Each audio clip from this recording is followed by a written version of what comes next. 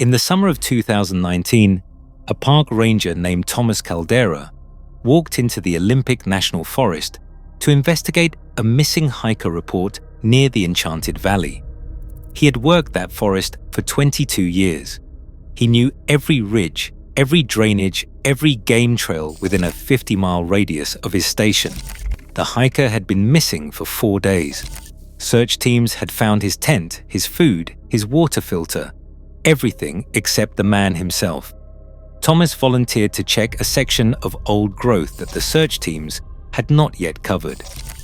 A steep drainage that dropped into a valley locals called the Quiet Place.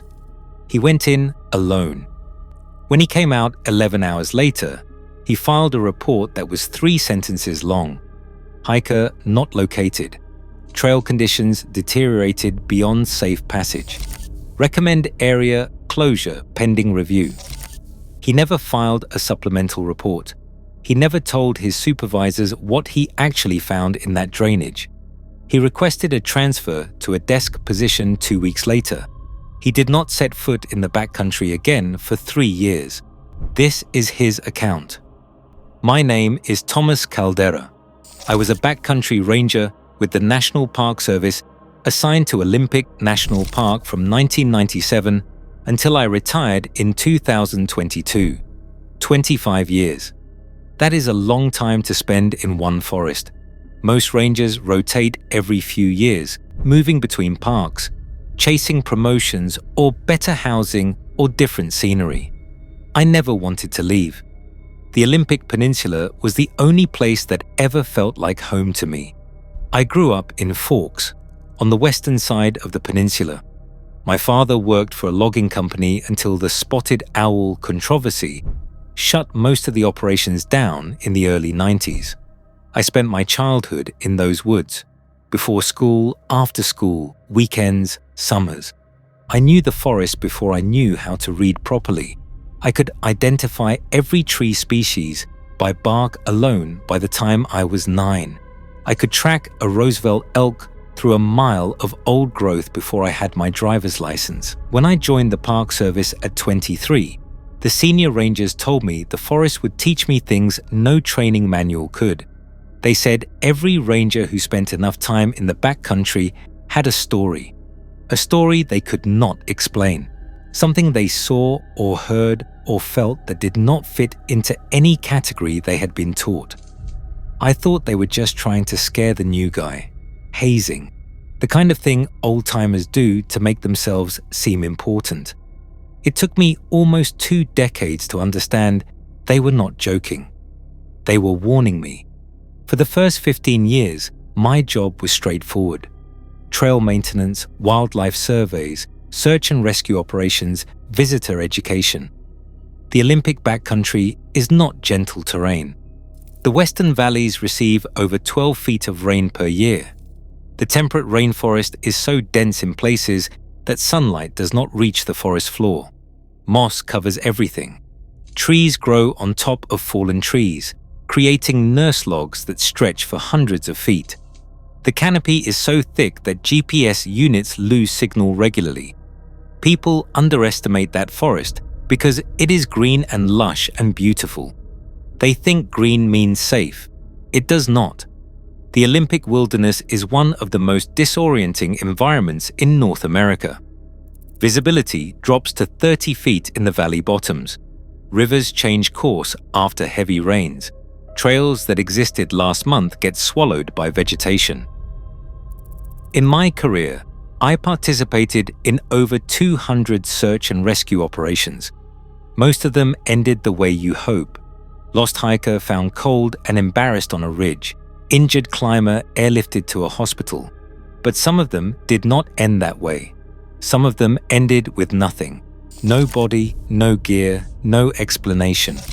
Just a person who walked into the forest and never came out.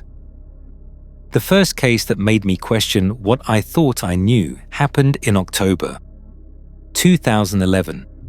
A woman named Claire Dunmore, 51 years old, retired school teacher from Tacoma, experienced backpacker with over 300 log trail miles in the Olympic backcountry alone. She had a permit for a 5-day solo trip along the North Fork of the Quinault River. She had done this exact route twice before. She checked in at the ranger station on a Monday morning. I was the one who stamped her permit. I remember her because she brought homemade banana bread and left a loaf for the staff. She was calm, organized, cheerful. She knew the trail. She knew the weather forecast. She had an emergency beacon clipped to her pack strap. She never activated it. When she did not return on Saturday as scheduled, her husband called us. We launched a search on Sunday morning. We found her camp from night 2. Everything was there, tent still standing, sleeping bag rolled neatly inside. Food hung from a bare wire, exactly the way you are supposed to do it. Her boots were inside the tent. That was the first thing that did not make sense. You do not leave your boots behind in that terrain. The ground is wet, rocky, covered in roots and debris. Walking barefoot in the Quinault Valley would shred your feet within 100 yards. But her boots were there, laces still tied, sitting side by side like she had placed them carefully before leaving. We searched for 9 days. Dogs, helicopters, ground teams, covering every drainage within a 5-mile radius. The dogs were the part that stayed with me. Tracking dogs are trained to follow human scent. They are reliable. They do not second-guess themselves. But on this search, the dogs kept doing something I had never seen before. They would pick up her scent at the campsite, follow it for maybe 200 yards heading northwest, then stop. Not lose the trail. Stop. They would sit down, look at their handlers, and refuse to continue. The handler would urge them forward, and they would whine, tuck their tails, and try to turn back. 3 different dogs, 3 different handlers. Same behavior, same spot. As if the scent trail walked to a specific point in the forest and then ceased to exist. The search was called off after 9 days. Claire Dunmore was listed as missing, presumed dead due to exposure or accidental drowning in the river. But there was no evidence of either. No body in the river. No sign of a fall. No sign of anything except a woman who put her boots down, walked into the forest barefoot, and vanished. I wrote it off. People do strange things in the wilderness. Hypothermia causes irrational behavior. Maybe she became disoriented in the night, left the tent confused, wandered into the river. I told myself that explanation made sense. I almost believed it. Then it happened again. August 2014. A man named Douglas Ferin, 44, software engineer from Portland. Experienced mountaineer, had summited Rainier twice, done technical routes in the North Cascades. He was not a beginner. He was doing a traverse of the Bailey Range, one of the most demanding routes in the park. He checked in with a ranger at the Sol Duke trailhead. He had all the right gear, all the right experience, all the right preparation. He was expected out in 6 days. On day 8, his wife called. We launched the search. This time, we found more. His pack was discovered at the bottom of a ravine about 3 miles off the main traverse route. Not on a trail, not near any established camping area. 3 miles into terrain that had no reason to be traveled. Dense old growth, steep slopes. Deadfall so thick you would need a machete to move through it efficiently. His pack had been opened. The contents were scattered in a rough circle, maybe 15 feet in diameter. Food, clothing, maps, all of it laid out on the ground almost deliberately. Not thrown, not torn apart by an animal. Arranged. His GPS unit was still in the pack. When we pulled the track log, it told a story that did not make any sense. For the first 4 days, the track followed the Bailey Range traverse exactly as planned. Clean, logical, efficient movement. Then on day 5, the track deviated. It turned sharply south, off the ridge, into the valley. The movement pattern changed completely. Instead of the steady, purposeful pace of an experienced mountaineer, the GPS showed erratic movement. Short bursts of speed followed by long periods of no movement at all. Zigzag patterns, circles. Then a straight line heading due south for almost 2 miles, directly into the thickest section of old growth in the entire park. The track ended where we found the pack. The GPS recorded no movement after that point. Whatever happened to Douglas Ferin happened right there. But there was no body, no blood, no sign of a struggle, no animal tracks, nothing except his belongings laid out on the ground like an offering.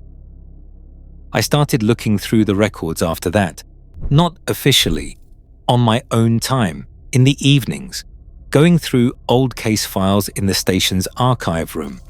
I was looking for a pattern. I found one. Over the previous 40 years, 17 people had gone missing in the Olympic backcountry under circumstances that were never adequately explained. Not lost hikers who fell off cliffs, not drowning victims found in rivers. 17 people who simply disappeared. No body recovered, no definitive cause ever established. When I plotted those disappearances on a map, they did not scatter randomly across the park the way you would expect. They clustered. 14 of the 17 cases occurred within the same drainage system, a network of valleys running from the southern Bailey Range down into the Quinault watershed, the same area where Claire Dunmore had vanished, the same direction Douglas Ferin's GPS had led him. I brought this to my supervisor. I showed him the map, the clustering, the pattern. He looked at it for a long time without saying anything. Then he told me to put the files away. He said sometimes people get lost in the woods, and that is all there is to it. He said I was seeing patterns because I wanted to see patterns. He said if I kept pushing this, it would affect my career. I put the files away, but I did not stop thinking about it. The Quinault people had lived on this peninsula for thousands of years before anyone else arrived. I had worked alongside Quinault tribal members on joint conservation projects for years. One of them, an elder named Robert Shale, had become something close to a friend. We would talk during the long shifts of salmon surveys, standing in the rain counting fish, passing the time with conversation. One evening, I asked him about the valleys south of the Bailey Range. I asked if his people had stories about that area. He went quiet for a long time. Then he said his grandmother had told him that certain parts of the forest were not meant for people, not forbidden exactly, but understood to be places where something else lived. Something that had been there before the trees, before the rivers, before the mountains took their current shape. He said his people did not hunt in those valleys. They did not camp there. They did not even walk through them if they could avoid it. When I asked him what lived there, he shook his head. He said they did not name it, because naming something gives it power. He said the old people just called it the silence, because when you got close to where it lived, the forest stopped making sound. Every bird, every insect, every animal went quiet. The wind itself seemed to die. And in that silence, if you listened carefully, you could hear something breathing, something large, something patient. I had experienced that silence myself. Every ranger who had spent time in the deep backcountry had. We talked about it sometimes, always casually, always with a nervous laugh. Dead zones, we called them. Pockets of forest where the ambient sound just dropped away. We told ourselves it was acoustic geography, valley shapes that absorb sound, microclimates that suppressed insect activity, rational explanations, comfortable explanations. But standing in one of those silent patches, alone, with the hair on your arm standing straight up and every instinct in your body telling you to leave, rational explanations do not feel very convincing. All of that was background noise, patterns on a map, stories from elders, an uneasy feeling in certain parts of the forest. I could have lived my whole career treating it as coincidence and folklore. Then came the summer of 2019. and what I found in the Enchanted Valley drainage took all of those loose threads and pulled them into something I could not ignore. The missing hiker was a man named Kevin Pratt, 38 years old, a high school science teacher from Olympia. He had been hiking the Enchanted Valley Trail, one of the most popular routes in the park. Wide, well-maintained, heavily trafficked in summer, not remote wilderness. This was a trail that families hiked with children. Kevin had been 4 days into a solo trip when he stopped checking in with his wife. His last text message said he was leaving the Enchanted Valley Chalet and heading south toward Anderson Pass. Search teams covered the main trail thoroughly. They found his tent at a campsite near the chalet, packed up and ready to go. They found nothing else. I volunteered to check the drainage south of the valley. It was an area most searchers avoided because the terrain was brutal, steep, choked with blowdown, no maintained trails. But it connected to the same valley system I had mapped 3 years earlier. The cluster zone. I went in at 6 in the morning.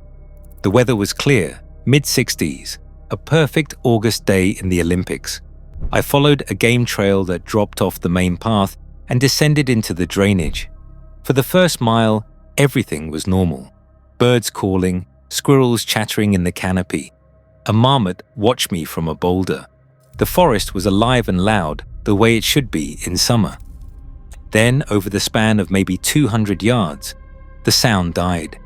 It did not fade gradually the way it does when you walk into a dense stand of timber. It dropped, like someone had pressed mute on the entire forest.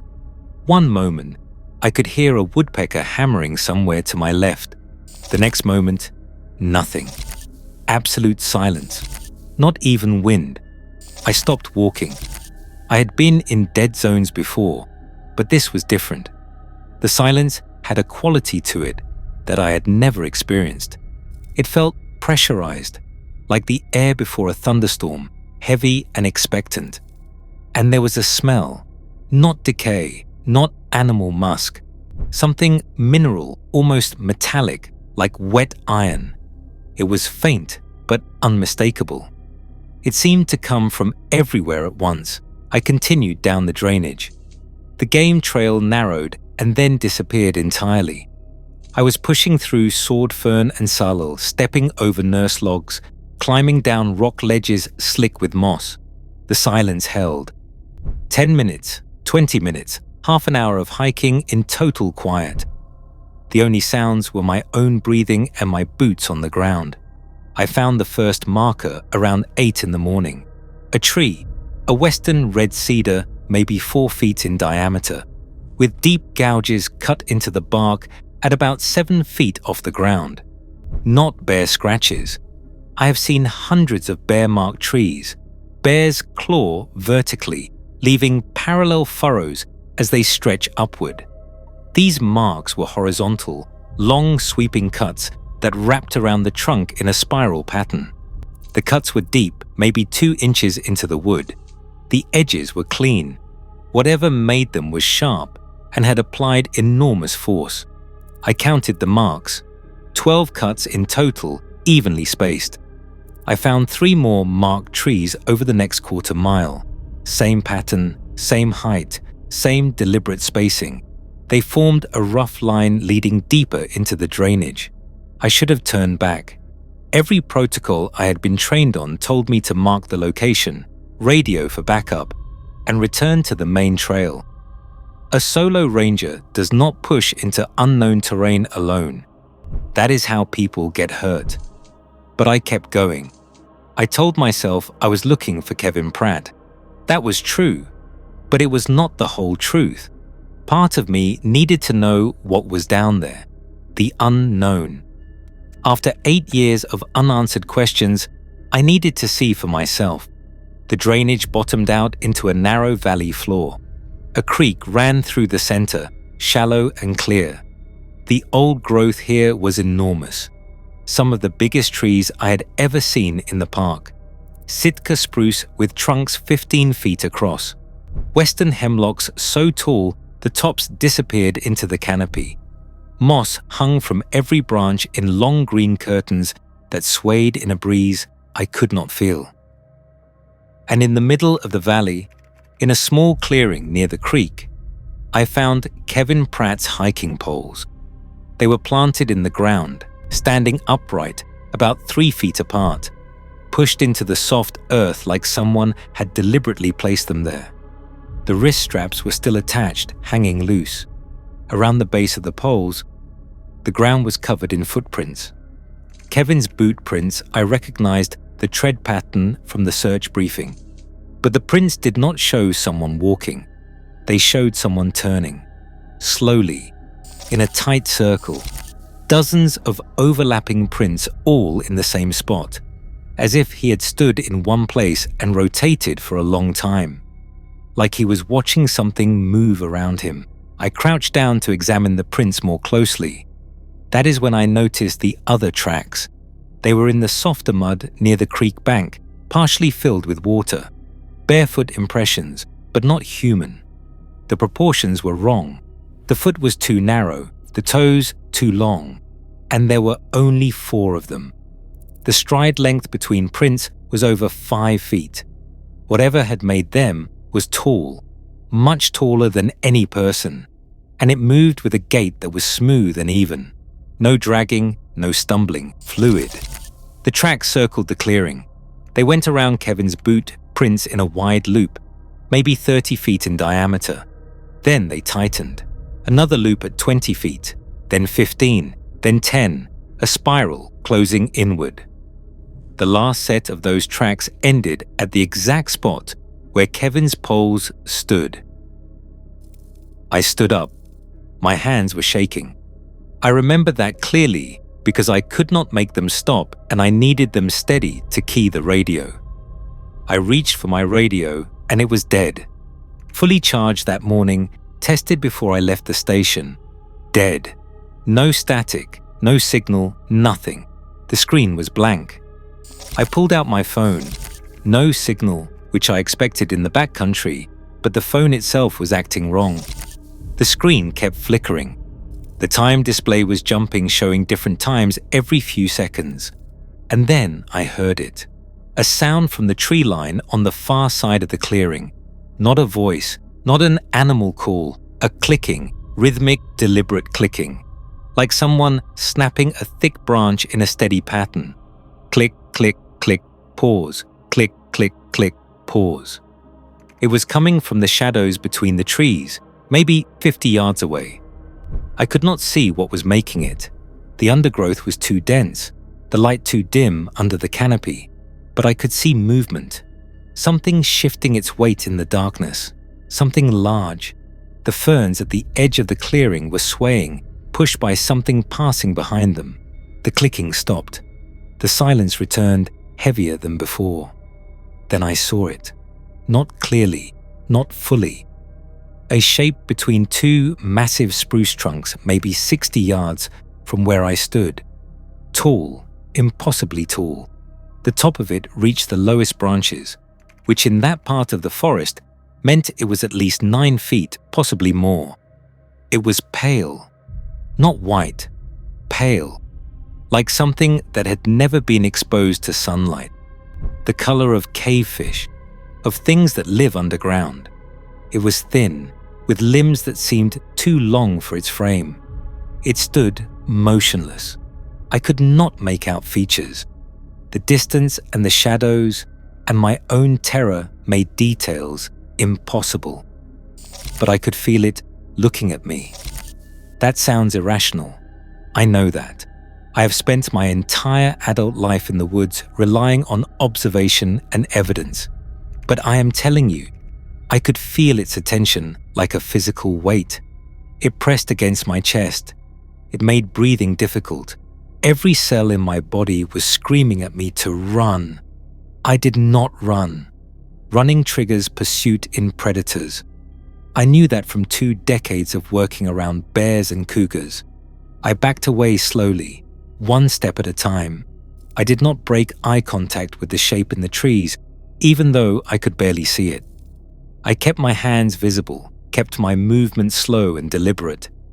It took me almost 40 minutes to back out of that valley. 40 minutes of walking backward over roots and rocks and deadfall without looking where I was going. The shape did not follow. It did not move at all, as far as I could tell. It just stood there in the shadows and watched me leave. When I crossed back into the zone where the forest sounds returned, the birds, the insects, and the wind, the relief was so intense I dropped to my knees. My radio crackled to life, full signal. My phone corrected its time and showed 3 missed check-in alerts. I had been in that drainage for over 5 hours.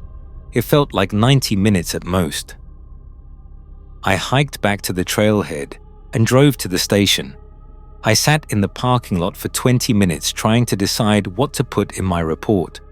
If I wrote what I actually saw, what I actually found, my career was over. Not because the Park Service would fire me, but because no one would take me seriously again. A ranger who reports monsters in the woods is a ranger who gets assigned to visitor center duty until he retires or quits. So I wrote 3 sentences. Hiker not located. Trail conditions deteriorated beyond safe passage. Recommend area closure pending review. The area was closed for 2 weeks.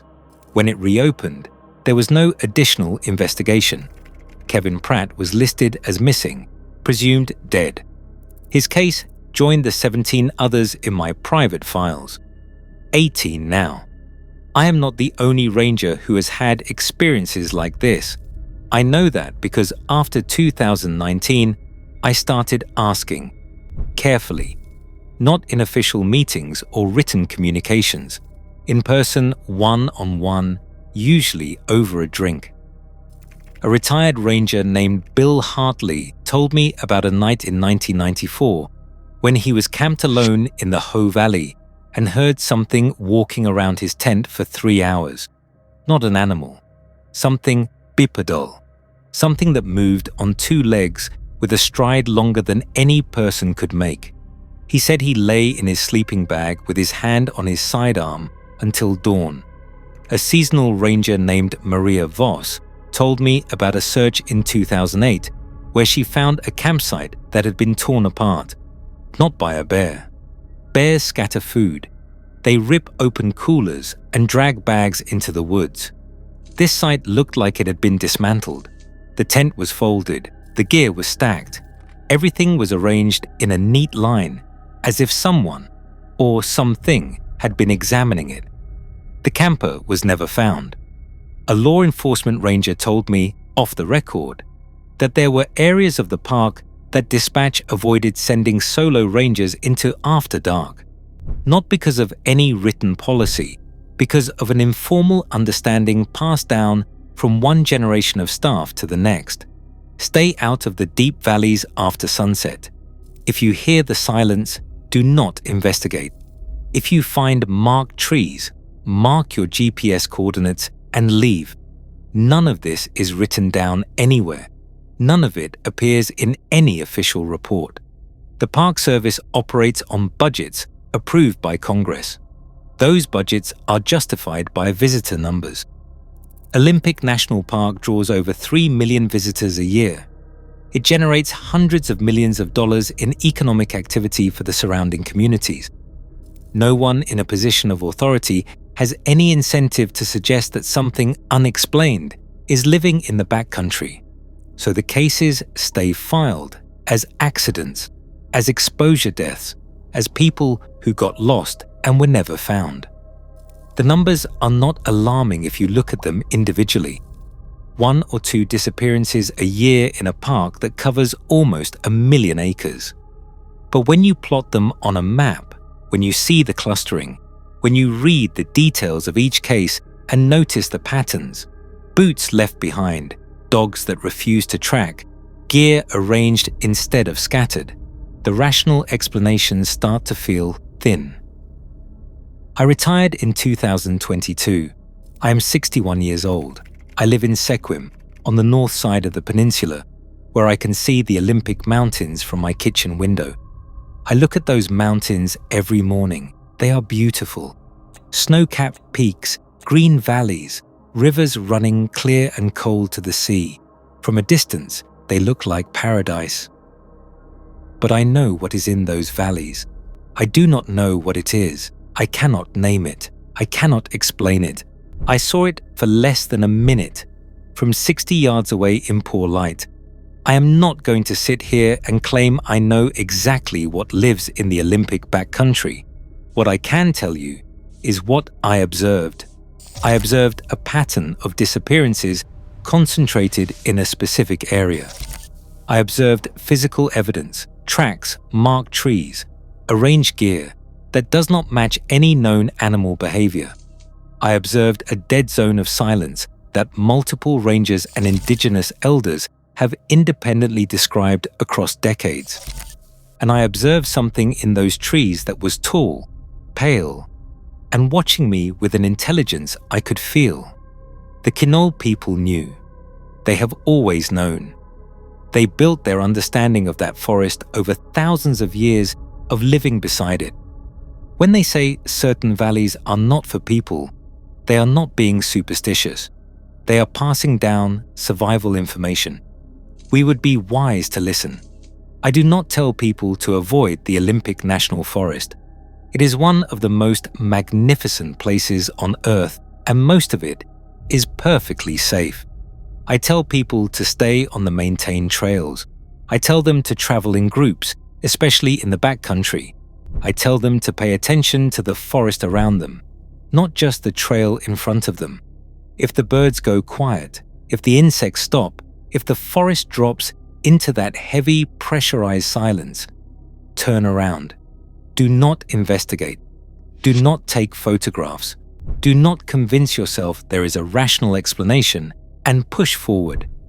Turn around and walk back to where the sound is. If you find trees with horizontal spiral markings, leave. Mark your GPS, report it if you want, but leave immediately. Those marks are not random. They mean something. I do not know what, but they appear in every area where people have gone missing. And if you see something in the trees, something pale and tall and still, do not run, do not scream, back away slowly. Keep your movements calm. Get out of the drainage and back to the main trail. Whatever these things are, they seem to stay within their territory. Every encounter I have heard about, mine included, happened in the deep valleys, the low places, the drainages where the old growth is thickest and the light is dimmest. They do not come to the ridgelines. They do not approach established campsites or the main trails. They stay in the silence. I think about Kevin Pratt sometimes. I think about Claire Dunmore. I think about the 17 other names in my files and the people who loved them and never got answers. I think about those tracks spiraling inward around Kevin's hiking poles. Whatever made them was not in a hurry. It had all the time in the world. And I think about the fact that in 25 years of searching, we never found a single body in that drainage system. Not bones, not clothing, not gear, nothing. People go in, they do not come out, and whatever is taking them does not leave remains. I cannot explain that. I have tried for years. I have considered every possibility I can think of. Natural predators, human intervention, environmental hazards, and none of them account for all the evidence.